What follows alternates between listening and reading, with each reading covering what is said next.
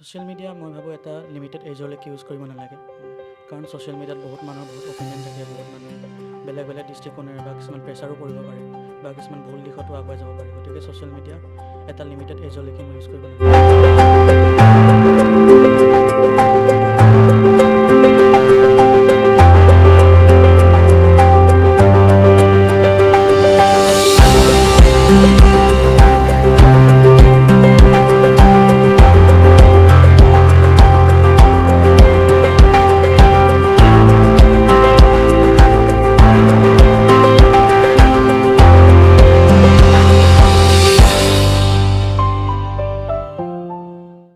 নমস্কাৰ, বৰলুইত বাৰ্তাৰ প্ৰতিজন দৰ্শকক স্বাগতম জনাইছোঁ। যোৱাকালি হাইস্কুল শিক্ষান্ত পৰীক্ষাত এটা সুন্দৰ ৰিজাল্ট কৰিছে আৰু কঠীয়াতলী সমগ্ৰ অঞ্চলটোলৈ তেওঁলোকে গৌৰৱ কঢ়িয়াই আনিছে, যিয়ে ডিষ্টিংশ্যন পাবলৈ সক্ষম হৈছে ছেইণ্ট থমাছ ইংলিছ স্কুল কঠীয়াতলীৰ পৰা। আৰু তেওঁলোকক এই ধৰণে একেলগে আমি পাই তেওঁলোকক আশীষ জ্ঞাপন কৰিছোঁ। আৰু কঠীয়াতলী প্ৰেছ ক্লাবৰ পৰাও কিছু সময় পূৰ্বে তেওঁলোকক একোখনকৈ কিতাপ দি লগতে ছেইণ্ট থমাছ স্কুলৰ পৰাও তেওঁলোকক একোখনকৈ ফুলাম গামোচাৰে সম্বৰ্ধনা জনোৱা হৈছে। আমি উপস্থিত আছোঁ এটা কাৰণে ভৱিষ্যত প্ৰজন্ম তেওঁলোক, আৰু ভৱিষ্যতৰ কাৰণে তেওঁলোকে এটা ডাঙৰ সপোন লৈ তেওঁলোক আগবাঢ়ি আছে। আপোনালোকক চিনাকি কৰি দিব বিচাৰিছোঁ, কাৰণ তেওঁলোকে যথেষ্ট কষ্ট কৰি আজিৰ এই সুন্দৰ ৰিজাল্টটো পাবলৈ সক্ষম হৈছে। আৰু তেওঁলোকৰ পৰা আমি আশা কৰোঁ ভৱিষ্যত প্ৰজন্মৰ যিসকল ছাত্ৰ ছাত্ৰী আছে তেওঁলোকে নিশ্চয়কৈ প্ৰেৰণা পাব। আমি প্ৰথমে আহিছোঁ তোমাৰ নামটো কি আছিলে? মোৰ নাম আইমান মুস্তাফিজ লস্কৰ। তুমি কিমান পাৰ্চেণ্ট পাবলৈ সক্ষম হৈছা? 91.16। আৰু তোমাৰ ঘৰ? ডবকা, নিজ ডবকা। তুমি ভৱিষ্যতে কি হ'ম বুলি ভাবিছা? Software engineer. ছফ্টৱেৰ ইঞ্জিনিয়াৰৰ জৰিয়তে তুমি কি ধৰণে সমাজখনৰ কাম কৰিম বুলি ভাবিছা? মই এপ ডেভেলপ কৰিব ভাবিছিলোঁ, এপ্লিকেশ্যনছ বেলেগৰ সুবিধাৰ কাৰণে। নিশ্চয়কৈ। আৰু তুমি এই যে ৰিজাল্ট কৰিবৰ কাৰণে কিমান সময় পঢ়িছিলা, কি ধৰণে পঢ়িছিলা? মই 8 to 10 আৱাৰ্ছ পঢ়িছিলোঁ, কিন্তু এফিচিয়েণ্টলি পঢ়িছিলোঁ। যিমান পঢ়িছিলোঁ উইদাউট ডিষ্ট্ৰেকশ্যন পঢ়িছিলোঁ। নিশ্চয়কৈ কম সময়ত আমি ভিডিঅ'টো বনাব লাগিব, গতিকে আমি ছাত্ৰ ছাত্ৰীসকলক প্ৰথমতে আমি চিনাকি ল'ব বিচাৰোঁ। তোমাৰ নামটো আৰু তোমাৰ ঘৰ? হয়, মোৰ নাম জ্যোতিস্ময় বৰা, মোৰ ঘৰ লাচিত নগৰত। কিমান পাৰ্চেণ্টেজ পাবলৈ তুমি হয়, সক্ষম হৈছা? 85.16। 85.16। আৰু তোমাৰ নামটো আৰু তোমাৰ ঘৰ? মোৰ নাম হ'ল প্ৰিন্স সুমিত বৰা, মোৰ ঘৰ নিজ কঠীয়াতলীত। মই HSLCত 89.67% পাবলৈ সক্ষম হৈছোঁ। তোমাৰ নাম আৰু তোমাৰ পাৰ্চেণ্টেজটো কিমান পাইছা তুমি আৰু তোমাৰ ঘৰ? নমস্কাৰ, মোৰ নাম শ্ৰী প্ৰহ্লাদ কুমাৰ দাস, মোৰ ঘৰ গৰুবন্ধা মেকিঙত। মই SSLC এক্সামিনেশ্যনত 89.8% পাবলৈ সক্ষম হৈছোঁ। তোমাৰ ঘৰ আৰু তোমাৰ পাৰ্চেণ্টেজ কিমান পাইছা আৰু তোমাৰ নামটো? নমস্কাৰ, মোৰ নাম শ্ৰী নীৰজ শৰ্মা। মই HSLC এক্সামিনেশ্যনত 89.16% পাবলৈ সক্ষম হৈছোঁ আৰু মোৰ ঘৰ হৈছে কঠীয়াতলী লংপুং। নিশ্চয়। তোমাৰ নামটো আৰু তোমাৰ ঘৰ কিমান পাৰ্চেণ্ট পাইছা? নমস্কাৰ, মোৰ নাম হৃদিশা শইকীয়া। মই HSLC এক্সামিনেশ্যনত 89.5% পোৱা সক্ষম হৈছোঁ আৰু মোৰ ঘৰ কামপুৰত। নিশ্চয়। তোমাৰ নামটো আৰু তোমাৰ ঘৰ আৰু কিমান পাৰ্চেণ্ট পাইছা? নমস্কাৰ, মোৰ নাম শ্ৰী দৃষ্টি বৰা, মোৰ ঘৰ হৈছে কঠীয়াতলী খ্ৰীষ্টানপল্লীত আৰু মই এবাৰ এক্সামিনেশ্যনত 85.16% পাবলৈ সক্ষম হৈছোঁ। নিশ্চয়। তোমাৰ নামটো আৰু ঘৰ আৰু কিমান পাৰ্চেণ্ট পাইছা? নমস্কাৰ, মোৰ নাম নিকিতা তান্তি আৰু মোৰ ঘৰ বৰকুণ্ডলী কচুবস্তি আৰু মই HSLC এক্সামিনেশ্যনত 86.83% পাইছোঁ। নিশ্চয়। তোমাৰ নাম, ঘৰ আৰু কিমান পাৰ্চেণ্ট পাইছা? নমস্কাৰ, মোৰ নাম দীক্ষা কুমাৰী, মই জাবৰাখোৱাৰ হয় আৰু মই HSLC এক্সামিনেশ্যনত 85.33% পাইছোঁ।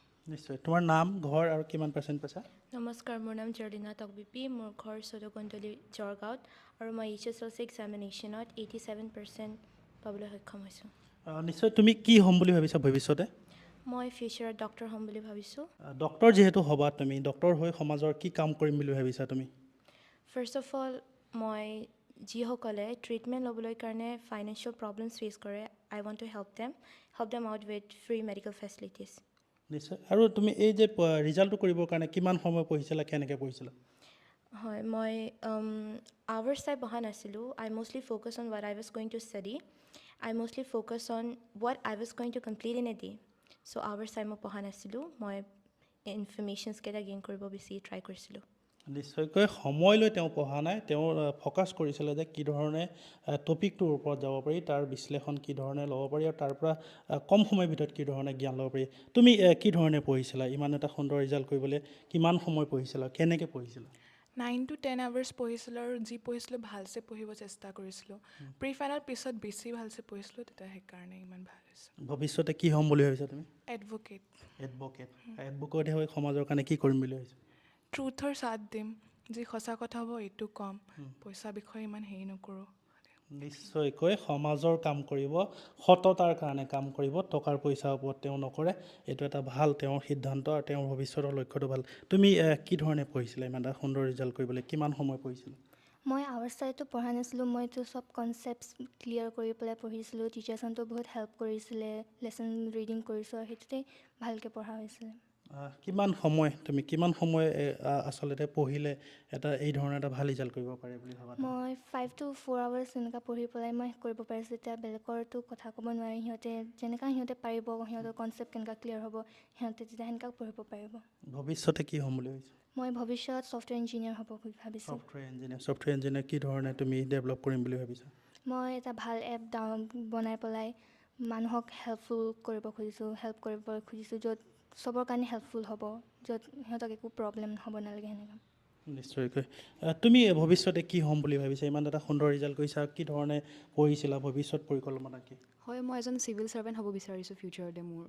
আৰু যাতে মানে মই যেতিয়া চিভিল ছাৰ্ভেণ্ট হ'ম, যাতে মই সমাজৰ মানে চবখিনি সমস্যা যাতে সফলে ঠিক কৰিব পাৰোঁ, যাতে মানে চবৰে কাৰো প্ৰব্লেমছ নহয়, আৰু চব গভৰ্ণমেণ্টৰ মানে ফেচিলিটিছবোৰ মই আৰু বেছি কৰিব বিচাৰোঁ মানে সেইটোৱে। আৰু ইমান এটা ধুনীয়া ৰিজাল্ট কৰিবৰ কাৰণে তুমি তোমাৰ মতে সকলোৰে এটা বেলেগ ধৰণে পঢ়ে, সকলোৱে কোনোবাই কম সময় পঢ়ে, কোনোবাই বেছি সময় পঢ়ে, কোনোবাই ৰাতি পঢ়ে, দিনত পঢ়ে। তুমি কি ধৰণে পঢ়িছিলা? মই বেছিভাগ 2 ঘণ্টা 3 ঘণ্টাই পঢ়িছিলোঁ, মই তাতকৈ বেছি পঢ়া নাছিলোঁ। আৰু মানে যোনখিনি পঢ়িছিলোঁ ভালকৈ পঢ়িছিলোঁ তেনেকৈ আৰু বেছিভাগ মই দিনৰ ভাগতে পঢ়িছিলোঁ, ৰাতি ইমানটো মই নপঢ়োঁ বাৰু। তেনেকেই আৰু মই সফল হৈছোঁ এইটো পাৰ্চেণ্টেজ আনিবলৈ। সকলোতকৈ বেছি সহায় কোনে কৰিছিলে? মোৰ টিউশ্যন টিচাৰ্ছ বেছি সহায় কৰিছিলে, মা দেউতাই, সেয়াই আৰু। নিশ্চয়কৈ। তোমাৰ ওচৰলৈ আহিছোঁ, তুমি কি ধৰণে পঢ়িছিলা, তোমাৰ ভৱিষ্যত পৰিকল্পনা কি? মই ডক্টৰ হ'ব বিচাৰিছোঁ, আৰু মোৰ পঢ়াটো হৈছে মই দিনটোত এটা এইম লৈ লওঁ, আৰু সেই এইমটো ফুলফিল কৰিবলৈ মই বহুত কষ্ট কৰোঁ। হয়, মানে এনেই ৰাতি বেছি পঢ়ি ভাল লাগে নে ৰাতিপুৱা পঢ়ি বেছি ভাল লাগে? ৰাতিপুৱা পঢ়ি ভাল পাওঁ বেছিভাগ। হয়, সোনকালে উঠি ৰাতিপুৱা পঢ়ি ভাল লাগে। ফ'কাছটো কি ধৰণে, মানে কেনেকৈ পঢ়িলে এই ধৰণে এটা সুন্দৰ ৰিজাল্ট কৰিব পাৰে? বাকী ছাত্ৰ ছাত্ৰীসকলক কি ক'বা? ফাৰ্ষ্ট অফ অল তেওঁলোকে ডিষ্ট্ৰেক্ট হ'ব নোৱাৰিব। তেওঁলোকে যোনটো ভাবিছে যে এইটো পঢ়িম বুলি, সেইটো ক'ৰ্ছ তেওঁলোকে কমপ্লিট কৰিব লাগিব যিয়ে নহওক। আৰু তেওঁলোকে কেতিয়াও মানে নিজকে ছেল্ফ বিলিভটো থাকিব লাগিব। হয়, ধুনীয়া। তুমি ভৱিষ্যতে ডক্টৰ হৈ সমাজখনৰ কাৰণে কি কৰিম বুলি ভাবিছা? মই গাঁৱলীয়া অঞ্চলত গৈ ফ্ৰী হেল্থ কেম্প পাতিম বুলি, এনেকৈ ট্ৰিটমেণ্ট আগবঢ়াবলৈ বিচাৰিছোঁ। নিশ্চয়কৈ, এটা সুন্দৰ উদ্দেশ্য।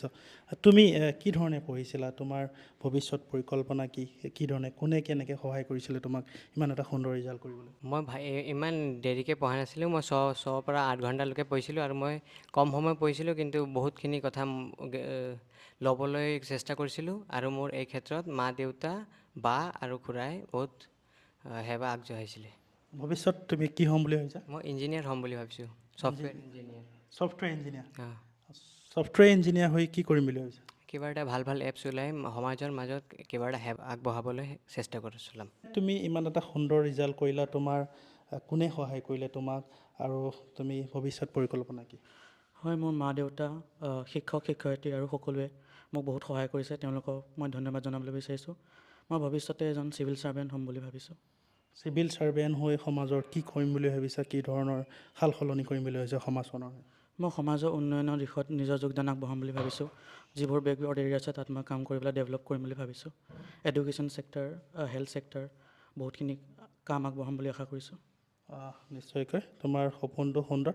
আৰু সকলোতকৈ বেছি তোমাক কোনে সহায় কৰিছিলে, স্পেচিয়েলি যদি কওঁ? সকলোতকৈ স্পেচিয়েলি বুলি ক'ব নোৱাৰি, হ'লেও মোৰ মা দেউতাই মোক যথেষ্টখিনি সহায় কৰিছে। তেওঁলোকে মোৰ ওপৰত বিশ্বাস জগাইছে, সেইটো লৈ মই বহুত কৃতজ্ঞ।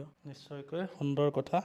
তোমাৰ কি ধৰণৰ সপোন লৈ আগবাঢ়িব বিচাৰিছা? কি ধৰণে পঢ়িছিলা? বাকী ছাত্ৰ ছাত্ৰীহওক কি ধৰণে তেওঁলোকে আগবাঢ়ি যাব লাগিব ভৱিষ্যত দিনত? মই ভৱিষ্যতলৈ ডাক্তৰ হ'ব বিচাৰোঁ, আৰু যোনবিলাক মানুহৰ মানে ফাইনেন্সিয়েল প্ৰব্লেম দি সিহঁত মানে ছাফাৰ কৰি আছে, সিহঁতক মই ফ্ৰী মেডিকেশ্যন ফেচিলিটিছ প্ৰভাইড কৰিব বিচাৰোঁ। আৰু যোনবোৰ ল'ৰা ছোৱালীয়ে এইবাৰ মেট্ৰিক দিব, বা তাৰ পিছৰ ল'ৰা ছোৱালীবোৰেও যোনে মেট্ৰিক দিব, সিহঁতক মই ক'ব বিচাৰোঁ যে ডিষ্ট্ৰেক্ট হ'ব নালাগিব, আৰু টাইম চাই নপঢ়িলেও হ'ব। মানে যি দিনত এইম কৰা হয় সেইখিনি ফুলফিল কৰিবলৈ চেষ্টা কৰিলে সফল ৰিজাল্ট পাবলৈ ছাকচেছফুল হ'ব। কি ক'বা তুমি? ভৱিষ্যত পৰিকল্পনা কি ধৰণে আগবাঢ়িছিলা? বাকী ছাত্ৰ ছাত্ৰীসকলক কি ধৰণে আগবাঢ়িবলৈ ক'বা? হয়, মই ডাঙৰ হৈ এজন ইঞ্জিনিয়াৰ হ'বলৈ মোৰ সপোন আছে। হয়, মই আৰ্টিফিচিয়েল ইণ্টেলিজেঞ্চৰ পিছে মই আগবাঢ়িব বিচাৰোঁ। হয়, মই এদিনত 6 ঘণ্টাৰ পৰা 7 ঘণ্টা পঢ়িছিলোঁ। পঢ়িছিলোঁ ভালকৈ পঢ়িছিলোঁ কোৱালিটিত বেছি ফ'কাছ কৰিছিলোঁ সেই ক'ম মানে কিমান সময় পঢ়িলে বা কি ধৰণে পঢ়িলে তোমাৰ মতে কি ধৰণে পঢ়িলে এই ছাত্ৰী ছাত্ৰীসকলে এই ধৰণে এটা ৰিজাল্ট কৰিব পাৰে? হয় মই মেইনলি NCERT ৰিড কৰিছিলোঁ আৰু মেইন বুক পঢ়িছিলোঁ মেইন বুকত বেছি ফ'কাছ হয়। কৰিছিলা। ঠিক আছে,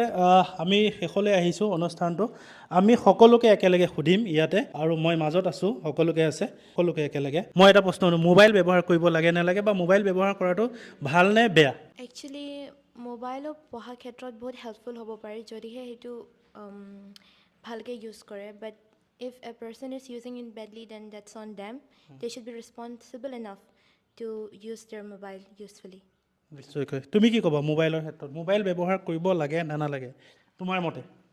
মোবাইল বহুত মানুহক হেল্পো কৰে বহুত মানুহক বেয়াও কৰে তো ভালছে যদি ইউজ কৰিলেতো লাইফৰ কাৰণে বহুত ভাল হয় বাট বেয়াকৈ কৰিলেতো লাইফক পয়জন বনাই দিয়ে সেইটোৱে কি ক'বা মোবাইলৰ কথা? মোবাইলটো ইউজ কৰিব লাগে কিন্তু ভালকৈ ইউজ কৰিব লাগে। যেতিয়া আমাক ইম্পৰ্টেণ্ট লাগে তেতিয়া আমি কৰিব লাগে, নহ'লেতো তেতিয়া আমাৰ কাৰণে বেয়া হয়, সেইকাৰণে ভালকৈ কৰিব লাগে। তুমি কি ক'বা? মোৰ মতে ফোনটো ইউজ কৰিব লাগে কিন্তু লিমিটত ধৰ মই ষ্টাডিজ কৰিবলৈ অনলাইন ষ্টাডিজ কৰিবলৈ সেইটো কাৰণে ইউজ কৰিব পাৰোঁ, কিন্তু এনেই বেলেগ এনেই চাবলৈ বা এণ্টাৰটেইনমেণ্টৰ কাৰণে ইউজ নকৰিলে হ'ল আৰু সেইটো। কি ক'বা তুমি? ফোনটো ইউজ কৰিব লাগে নিজৰ এডভান্টেজৰ মতে, আৰু নিজৰ এডভান্টেজেছ মানে ষ্টাডি ক্ষেত্ৰত ইউজ কৰিব লাগে ফোনটো। ঠিক আছে, তোমালোক এটা বেলেগ প্ৰশ্ন। ছ'চিয়েল মিডিয়া আমি ব্যৱহাৰ কৰিব লাগে নে নালাগে? আমাৰ এই যে মেট্ৰিকৰ লেভেললৈকে এই বয়সলৈকে আমি ব্যৱহাৰ কৰিব লাগে নে নালাগে? নালাগে। নালাগে। ফেচবুক চেচবুক এইবিলাক ছ'চিয়েল মিডিয়া নিজৰ কিবা এটা ইনফৰ্মেশ্যন জানিবলৈ এইবিলাকত ইউজ কৰা কিবা, আৰু এনে হ'লে এনে তেনে চাব নালাগে। নালাগে। ছ'চিয়েল মিডিয়াৰ কথা কি ক'বা? ছ'চিয়েল মিডিয়া মই ভাবোঁ এটা লিমিটেড এজলৈকে ইউজ কৰিব নালাগে, কাৰণ ছ'চিয়েল মিডিয়াত বহুত মানুহৰ বহুত অপিনিয়ন থাকে, বহুত মানুহে বেলেগ বেলেগ দৃষ্টিকোণেৰে বা কিছুমান প্ৰেছাৰো পৰিব পাৰে বা কিছুমান ভুল দিশতো আগুৱাই যাব পাৰে। গতিকে ছ'চিয়েল মিডিয়া এটা লিমিটেড এজলৈকে মই ইউজ কৰিব নালাগে বুলি ভাবোঁ। কি ক'বা ছ'চিয়েল মিডিয়াৰ কাৰণে? ছ'চিয়েল মিডিয়া আজিকালিৰ ল'ৰা ছোৱালীবোৰৰ কাৰণে এটা ডিষ্ট্ৰেকশ্যন হৈ পৰিছে, আৰু এটা ৰিল চালেই আৰু ৰখিব নোৱাৰা হৈ যায় ল'ৰা ছোৱালী কিছুমান, সেইটো কাৰণে ডুম স্ক্ৰলিং কৰিবলৈ আৰম্ভ কৰে, আৰু সেইবাবে আমাৰ এই ক্লাছ 10লৈকে ল'ৰা ছোৱালীবোৰে ছ'চিয়েল মিডিয়া ইউজ কৰিব নালাগে মোৰ অপিনিয়নত। নিশ্চয়। কি ক'বা তুমি? ছ'চিয়েল নালাগে, এইটো ৰিজনলৈকে নালাগে। ছ'চিয়েল মিডিয়া এইটো এজলৈকে ইউজ কৰিব নালাগে। তুমি কি ক'বা? ছ'চিয়েল মিডিয়াৰ ডিষ্ট্ৰেকশ্যনৰ বহুত ডাঙৰ চ'ৰ্চ হয়। ছ'চিয়েল মিডিয়া মেট্ৰিকলৈকেতো ইউজ কৰিব নালাগে, মেট্ৰিকৰ পিছতহে আৰম্ভ কৰিলে কৰিব পাৰি, কিন্তু লিমিটত। নিশ্চয়কৈ আমি এটা সুন্দৰ কথোপকথনৰ জৰিয়তে এইসকল ছাত্ৰ ছাত্ৰীৰ পৰা তেওঁলোকৰ মন্তব্য ল'বলৈ চেষ্টা কৰিলোঁ। তেওঁলোকে বিভিন্ন দিশত বিভিন্ন ধৰণৰ মন্তব্য আগবঢ়াইছে, আৰু ডাঙৰ কথা কি তেওঁলোকে এই বয়সতে তেওঁলোকৰ যিবোৰ মন্তব্য আগবঢ়াইছে বহু তেওঁলোকে গভীৰ, তেওঁলোকে চিন্তাশীল কিছুমান মন্তব্য আগবঢ়াইছে।